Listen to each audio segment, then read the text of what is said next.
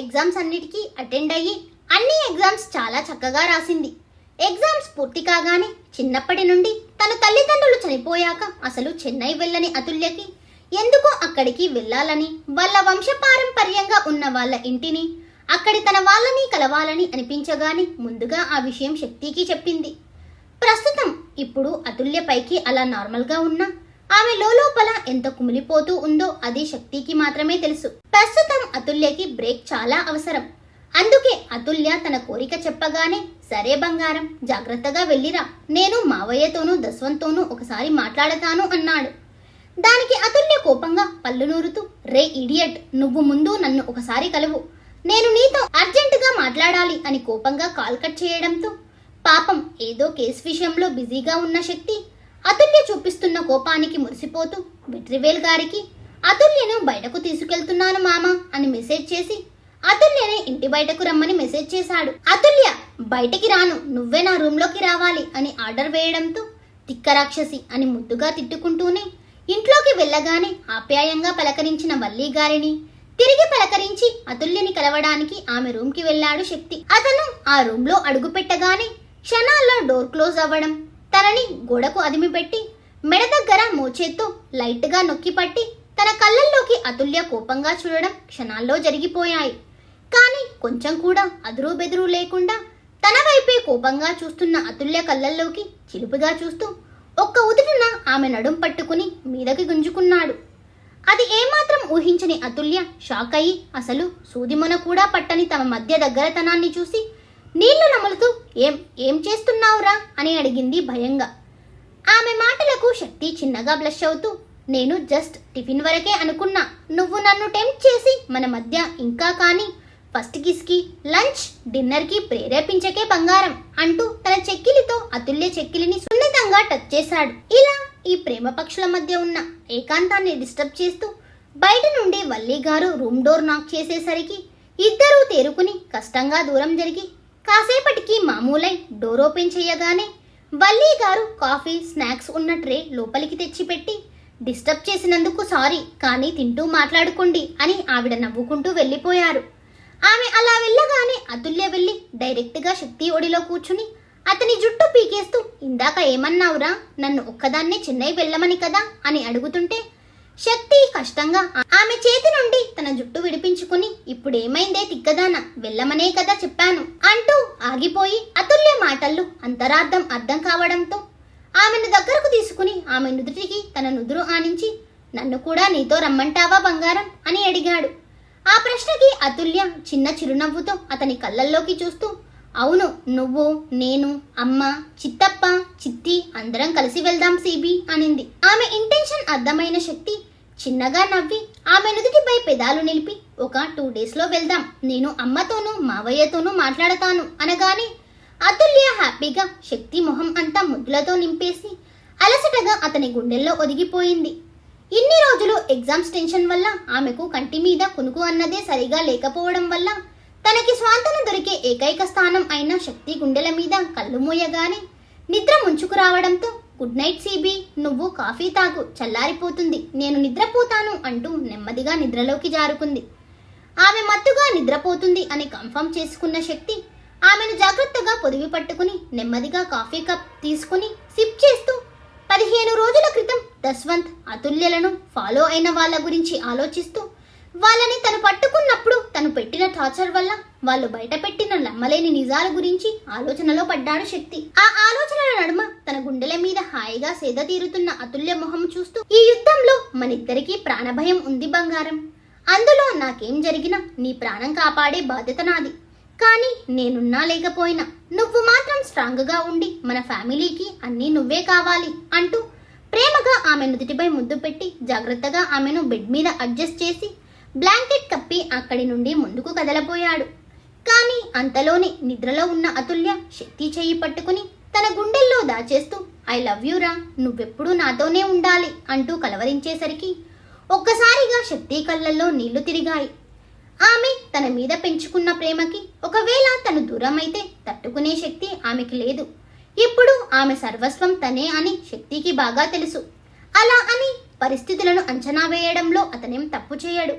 అందుకే అన్నిటికీ సిద్ధంగా ఉండాలి అని నిర్ణయించుకొని ప్రేమగా మళ్ళీ ఒకసారి ఆమె నుదుటికి ముద్దాడి కష్టంగా ఆమె చేతిని విడిపించుకుని అక్కడి నుండి బయటకు వచ్చి వల్లి గారికి అతుల్య నిద్రపోతుంది అని చెప్పి వెళ్లిపోయాడు. 2 రోజులకి కేసు పని ముగించుకున్న శక్తి ఫ్యామిలీతో కలిసి చెన్నై పయనమయ్యాడు. శక్తి 2 రోజుల ముందే విషయం చెప్పడంతో ప్రయాణానికి అంతా ముందే సిద్ధం చేసి పెట్టారు వెట్రివేల్ గారు. టైంకి తల్లితో సహా అతుల్య ఇంటికి చేరుకున్న శక్తి అవంతి గారిని, వెట్రివేల్ గారిని వల్లి గారికి పరిచయం చేస్తుండగా అప్పుడే రెడీ అయ్యి కిందకు వచ్చిన అతుల్య అమ్మా అంటూ అవంతి గారిని చుట్టేసి ఆమెతో కబుర్లు మొదలు పెట్టేసింది.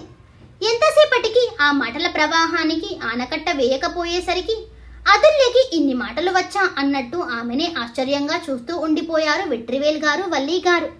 ఆ ఇద్దరి ఆశ్చర్యాన్ని చూసి శక్తి చిన్న చిరునవ్వుతో అతుల్య అవంతి గార్ల మధ్యన ఉన్న అనుబంధం ఎలా ఏర్పడిందో చెప్పగానే ఇద్దరి మొహాల్లో సంతోషం వచ్చి చేరింది. ఇక ఎంతకీ ఆపని అతుల్య మాటల ప్రవాహానికి శక్తి ప్రేమగా విసుక్కుంటూ బంగారం మిగిలిన కబుర్లు ఫ్లైట్లో చెప్పుకుందరు పదండి అంటూ ఇద్దరిని తీసుకుని బయలుదేరాడు. అతని వెనకే వల్లి గారు, వెట్రివేల్ గారు పయనమయ్యారు. దారంతా అసలు తను ఒకడు ఉన్నాడు అన్న విషయాన్ని కూడా పట్టించుకోకుండా తన తల్లితోనే సోది చెబుతున్న అతుల్యని చూడగానే శక్తి ఉడుక్కుంటూనే ఉన్నాడు గాని లోలోన అతని మనసుకి మాత్రం చాలా సంతోషంగా ఉంది. ఆ ఇద్దరూ అంత క్లోజ్గా ఉండడం శక్తికి చాలా నచ్చింది. ఉదయం సెక్యూరిటీతో బయలుదేరిన వాళ్ళు మధ్యాహ్నం అవుతుండగా చెన్నై ఎయిర్పోర్ట్లో ల్యాండ్ అయ్యారు. అక్కడి నుండి డైరెక్ట్గా వెట్రివేల్ గారి ఇంటికి చేరుకున్నారు. వల్లి గారు అవంతి గారికి రూమ్ చూపిస్తాను అని తీసుకెళ్తూ అతుల్యని శక్తికి రూమ్ చూపించమని పంపించారు. ఫ్లైట్ దిగిన దగ్గర నుండి అసలు శక్తి తనతో మాట్లాడకపోవడంతో అతను ఎందుకు అలా మొహం ముడుచుకున్నాడో అర్థం కాని అతుల్య శక్తికి రూమ్ చూపించి తనకి ఊహ తెలిసాక ఇదే ఫస్ట్ టైం ఇంత లాంగ్ జర్నీ కావడంతో ఇరిటేటింగ్ గా ఉండడం వల్ల ముందు ఫ్రెష్ అయి వచ్చి అప్పుడు శక్తి సంగతి చూద్దాం అనుకుని అతన్ని తిట్టుకుంటూనే ఫ్రెష్ అవ్వడానికి తన రూమ్కి వెళ్ళిపోయింది. అతుల్య హాయిగా ఫ్రెష్ అయ్యి బాత్రూమ్తో బయటకు వచ్చేసరికి బెడ్ మీద బాసింపట్టు వేసి కూర్చుని వాష్రూమ్ వైపే చూస్తూ కనిపించిన శక్తిని చూడగానే ఒక్కసారిగా షాక్ అయ్యింది.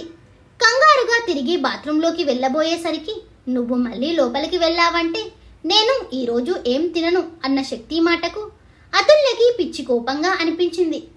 ఆ కోపంలో తనని తాను మర్చిపోయి వేగంగా వెళ్ళి శక్తి జుట్టు పట్టుకుని పీకేస్తూ sadist, psycho, stupid, idiot, rascal అంటూ వచ్చిరాని తిట్లు అన్నీ తిట్టేస్తూ ఉండగా శక్తి ఒక్కసారిగా ఆమెను తన ఒడిలోకి లాక్కొని తడిగా ఉన్న ఆమె కురులు సవరిస్తూ ఎందుకే నేను కంట్రోల్ చేసుకునే కొద్దీ టెంప్ట్ చేస్తున్నావు రాక్షసి అంటూ ప్రేమగా ఆమె నుదుటిపై ముద్దు పెట్టి ఆమెను తన గుండెలకు హత్తుకుని ఐ లవ్ యూ బంగారం అన్నాడు హార్ట్ఫుల్గా.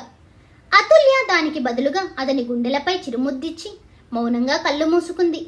చాలాసేపు ఇద్దరు సమయాన్ని మరిచి ఒకరి ప్రెజెన్స్ని ఒకరు ఆస్వాదిస్తూ ఉండగా అతుల్య అంటూ వల్లి గారు డోర్ కొట్టేసరికి అతుల్య ఒక్కసారిగా ఉలిక్కిపడి కంగారు పడుతూ శక్తిని చూసింది. శక్తి చిన్న చిరునవ్వు నవ్వడంతో అతుల్య ఆరాంగా లేచి కూర్చుని చిత్తి నేను రెడీ అయి వస్తాను నువ్వెళ్ళు అనింది.